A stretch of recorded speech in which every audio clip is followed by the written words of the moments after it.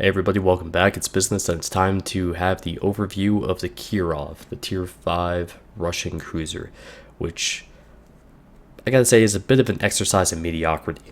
And forgive me for throwing that out there right at the start, but I think I pretty much do that now with pretty much, I think, all the ship reviews. So what you're looking at here, by the way, is the ship skin by Tans, so I'll leave that in the description. Nice and cleaned up, looks a hell of a lot better. I did want to point out that the first upgrade that I would suggest is going with the FCS upgrade to boost your range from 14.8 to 16.3. Your range is your life on this, and it's very important that you have the best ability to push ahead and keep your enemies at distance, because you're also really fast too. When you get the hull upgrade, your rudder shift drops down quite a bit from 11 seconds, which is really bad, down to 7.8, and you also have a bit of a boost on your AA defense. But I'll say that this is horribly overrated AA, and I'll explain that in a minute. But you have no armor. Just, yeah, if you're bow forward, maybe you'll bounce, and against cruiser or destroyer AP, yeah, you'll definitely bounce. But against battleships, no, don't expect that. The 180mm guns that this has, it's a 3x3 setup, so 2 turrets in the front, 1 in the rear, and it has a 22.5 second turret traverse, max AP damage of 4100, a fire chance of 13%, which is excellent, and 2500 max HE shell damage. But you have a pretty damn bad 800 meter per second shell velocity. You do have turrets mounted amidships there, so they do have a pretty good firing arc, but the problem is it's only a 2x3 setup here, so you only have one set each side, and it's only 3 torps that you're throwing down, and you only have a 4 kilometer range, so that's pretty crappy. The AA is leaves a lot to be desired, but I can explain this a little bit in a moment.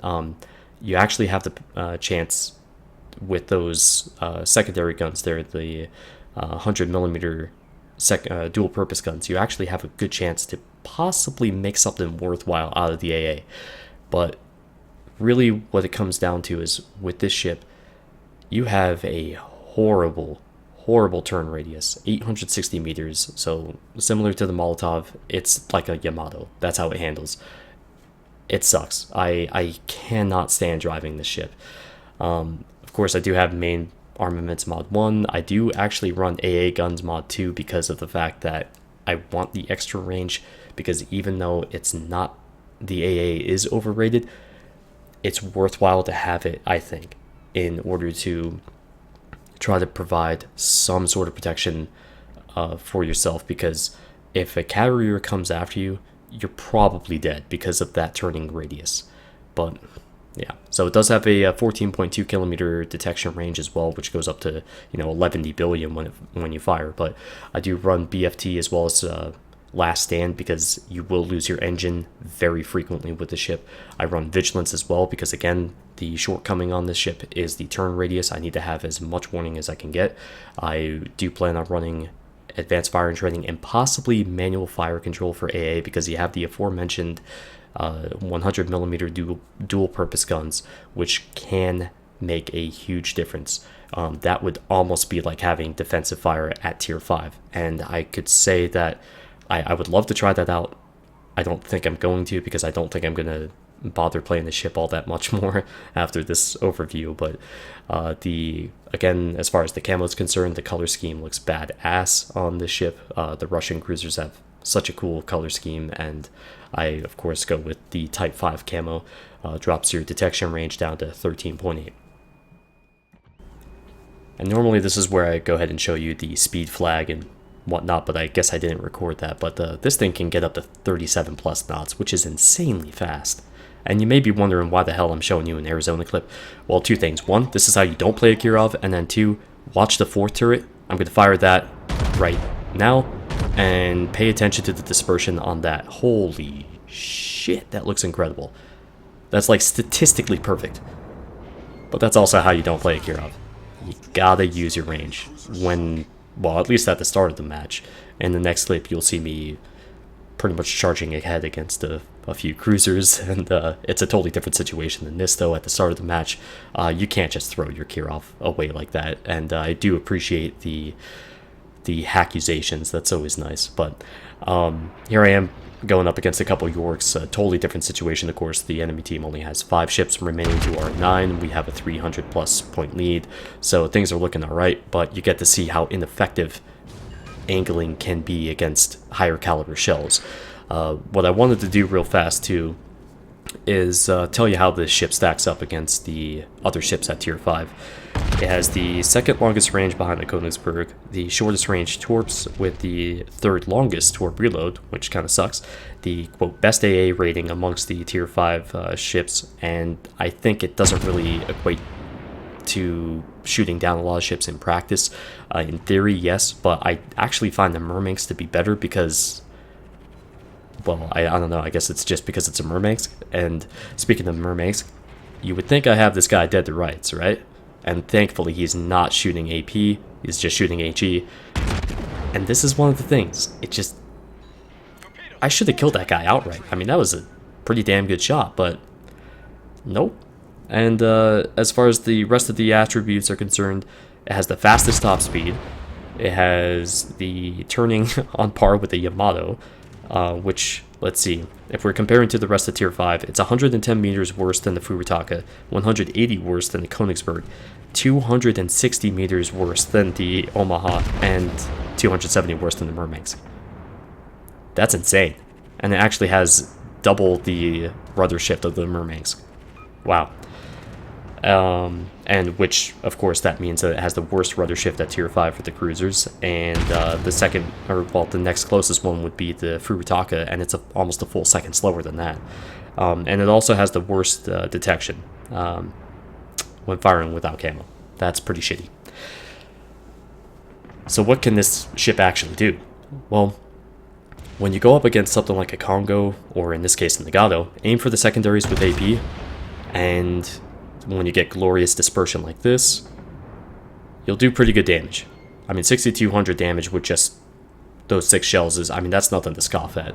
Of course, the weaker armor is at the secondaries, not at the belt there, so that's where you want to shoot at when you're using a cruiser, because my follow-up salvo is another 6,400 damage, so that's pretty damn solid. And considering that I fired a few HE salvos before, I racked up, 20+ thousand damage in a minute, just over a minute against this Nagato, and that's pretty damn solid overall.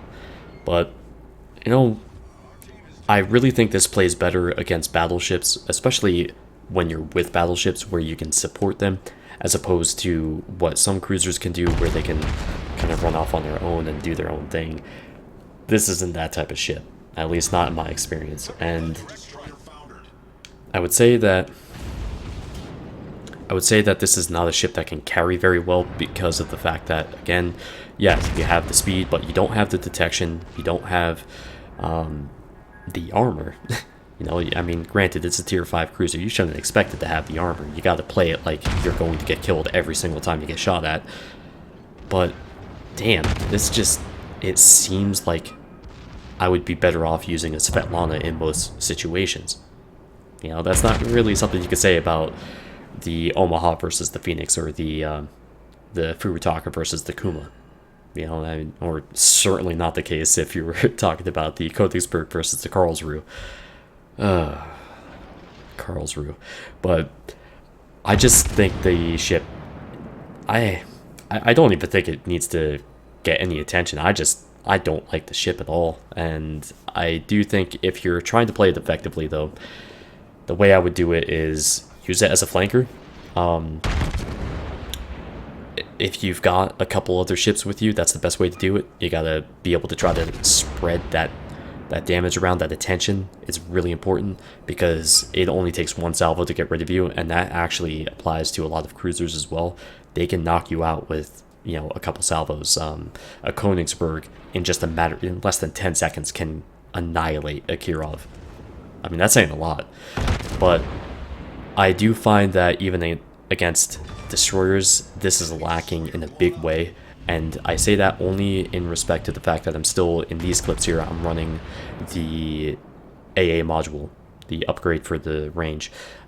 If you have the dispersion module, which is what I run in the final clips that you'll see, it's actually quite good. It does have that tighter grouping that allows you to get more of those shots right onto the fat part of, say, like an Izyaslav or, you know, a Clemson, to get those HE shell penetrations to do that knockout damage on those guys, and it makes a big difference. It really does for a ship like this. But, you know, I'm kind of at odds with myself about what to do with this ship because I can't really find its niche. And don't get me wrong, when the dispersion is good, it's fantastic. But even though it's 180 millimeter caliber, you know, and the shells are 180 millimeters, it doesn't seem like it actually has that damage potential that you would expect from 180 millimeters. And don't get me wrong, there have been certainly some situations where I've been surprised. I certainly didn't expect to do, you know, over, well, nearly 3,000 damage to a Furitaka at that angle with the AP, but at the same time, I just find the guns to be rather underwhelming. The damage output that I have with this ship, I could achieve in any of the other tier 5 cruisers with more rapidity. And I mean, again, this is a great salvo. That's good solid damage. I'm happy with that. But I could do that more rapidly if I were in the Murmansk, if I were in a Furitaka, a Königsberg especially. I mean, Jesus, the AP on that is absolutely insanely good. And I don't know, I just have a hard time figuring out exactly what to suggest for this. It's just not a ship that really clicks with me, and, you know, again, I've had some good rounds with it. You know, one of the first rounds I had was actually one of my best, and I think that the Kirov is just one of those ships that perhaps, and I don't want to sound like a tinfoil hat here, but perhaps it's the way it is simply because they had the Molotov in the pipeline at some point. You know, like, it seems like it just doesn't have the power it should. And yes, that shot was a little too far behind, but it still killed him, yay. I just feel like it's missing something. It has the range, yes. It has the speed, for sure. And it has the caliber to be able to inflict a serious amount of pain in the right situation. But that's a given for any ship, really. I mean, if you're going to shoot at an Omaha bow forward, you're probably not going to do much to him. But at the same time, that could be said for quite a few ships, and not just the Kirov, you know? But in this situation here, there's only 3 ships remaining, and one of them's in Arizona, the other's in New York, and I figure it's time to get my torps into action here, which I'm expecting to get killed at any moment here. So I don't really have much of a choice. I can't wait too much longer at all to get these torps off. So it's at a shitty angle, and only 2 of them hit, but, you know, that's some decent damage.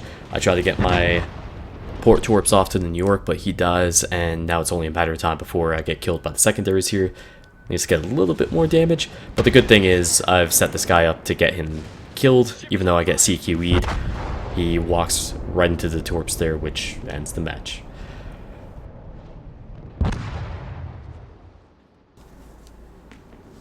So you may be wondering, why the hell am I spending any time really reviewing the ship if I don't like it very much? Well, because, you know, it's a ship in the tech tree, and I feel like, aside from carriers, it deserves its time to be discussed and all that stuff. The Kirov, I think, is made considerably weaker by the fact that the Molotov exists. Because with the Molotov in the place that it's at, you can't really justify improving the Kirov. And that kind of sucks. So, and just to jump in here real fast, this clip for the rest of this video here, this is my best match in the Kirov, and it's from it's from March 30th. One of my first matches in it, and I am running the dispersion mod, so that's why that happened. A devastating strike with, I mean, 7 hits. I mean, that's pretty damn good. But you should be able to notice the difference in the overall dispersion with the dispersion mod. It's definitely noticeable, especially in those situations where you're going against a smaller profile target, because those things, like, low tier destroyers are notoriously difficult to hit because they are so damn thin and like low slung, and it's not easy to hit them for the most part. But if you can get a devastating strike against them, that feels pretty good.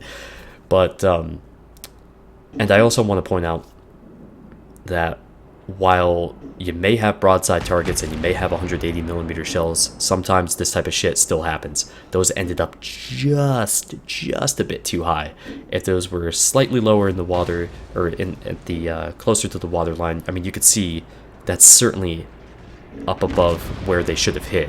The pock marks there are closer to the edge of the side and the deck, as opposed to the water and the belt line. So that kind of sucked. I definitely could have knocked that Königsberg out and had at least a pretty sweet clip to show you. But it's a good reminder that sometimes even cruisers still have to deal with dispersion. I thought I aimed that low enough, but I obviously did not. But anyways, I think that the Kirov, the main thing it could use is either a little bit of help on either the reload, bring that down to like say 13 seconds, not that much of a drop, from 15 down to 13, and or have a 70-meter reduction on its turning radius. I think having it at 860 is insanely bad. Like, that's excessive. And what I find that Wargaming does with any of the abnormal caliber guns, they tend to nerf the shit out of anything else to do with the ship. So the Furutaka, for instance, 13-kilometer range, I mean, come on, really. I mean, that thing is so outclassed in terms of range, it's not even funny. It's really difficult to play because of that, and that's why it keeps getting all these little buffs and, all the little help with the fact that now it looks like a damn Aoba with the sea hull. And actually the York is a great example. When they first introduced that, geez, the poor thing had a 53 or 51 second turret traverse, and it still has hot air balloons for AP shells. They tend to do that for the ships that have, again, the abnormal caliber, because I'm sure they fear that, it's going to be too powerful. Well, they tend to just be too conservative with the balance on some of these ships with the higher caliber shells, or, well, the higher than average. And I'm not saying that this needs to be overpowered. It doesn't need to be a Molotov, but again, because the Molotov exists, I don't think you're going to see much in the way of help on the front of a direct buff. Indirectly, I think, if they're doing cruiser-wide stuff, yeah, I'm pretty sure that at some point the Kirov will get some benefit, but it's not going to be meant for the Kirov. It'll be meant for cruisers in general. So, anyways, I did punch through B there to cap that, and I just tried to run the gauntlet there and get over to the rest of my team. I did manage to kill the Juho, and now there's this oddly inactive or super passive Miyogi player here who's just not doing much of anything. But by running through B there and linking up with the rest of my team, I'm drawing the rest of the enemy team into B, because, well, one, they have to, if they want to maintain the caps and point lead, they have to go ahead and pull into B, and that plays more into my favor than it does theirs, or so you would think. And that gives us the best chance to confront them and hopefully defeat them. So, because, this has been a pretty close match throughout, and it could certainly still go either way, despite all the various medals that I have up there. The Miyogi and I start to get into a little bit of a dance here, and things get pretty interesting. So I go in bow forward, and I do nice little dodges there, which I'm going to try to credit myself for that. Yeah, right, that was all just RNG and a hell of a lot of luck. I do a nice 6,700 damage AP salvo to the Miyogi there, and I launch my port side torps. I figured he was going to turn in. This guy seemed like he was better than the average tier 4 battleship player, but I want you to pay attention to my health. All the damage I receive from this point forward are going to be from secondaries. So you get to see how dangerous it is for a ship like the Kirov, who just took 2,900 damage from AP secondaries, to go in close quarters against battleships. It just does not have the armor to sustain much of any type of fight.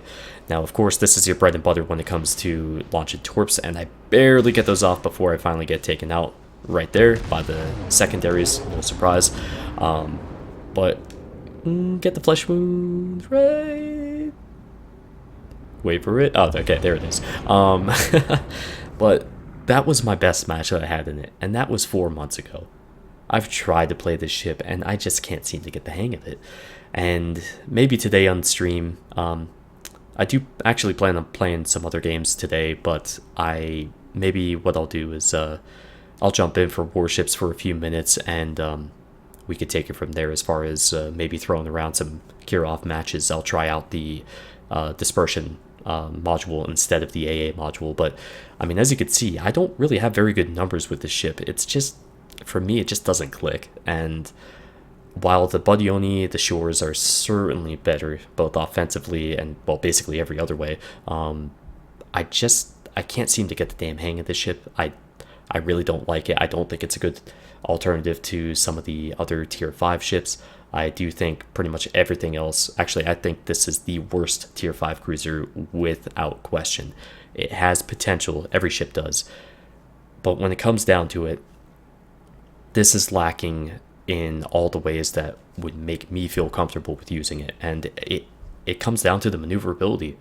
Without having cruiser like maneuverability, I'm just playing a really bad battleship, and that doesn't interest me very much.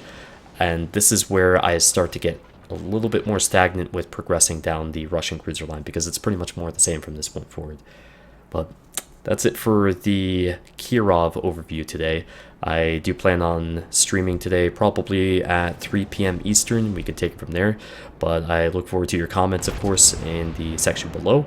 Be sure to check out the description for links, of course, and I'll see you back here next time. Take care.